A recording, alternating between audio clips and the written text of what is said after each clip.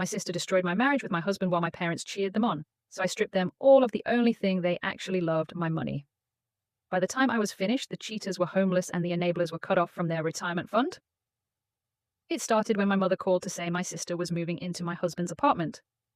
I was confused because I thought it was our apartment, but my father cut in to say my husband needed a supportive partner who wasn't obsessed with her career.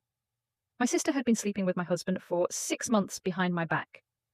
When I confronted my husband, he didn't even blink. He just told me my sister understood him better. The betrayal went deep.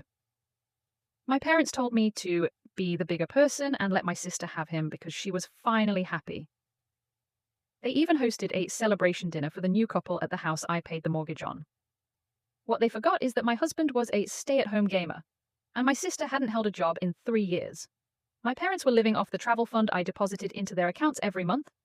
My husband assumed that because we were married, he'd get a massive alimony check, and my sister assumed she was sliding into a life of luxury. I didn't scream. I just went to work. First, I proved to the bank that the mortgage payments for my parents' house came from my personal, premarital inheritance. I stopped the payments. Next, I showed my lawyer the ironclad post-nup my husband had signed 2 years ago when I caught him flirting with an ex, a document that forfeited his right to the house and my business assets in the event of infidelity. On Monday, I fired my husband from his consultant role at my company. On Tuesday, I cut off my parents' credit cards.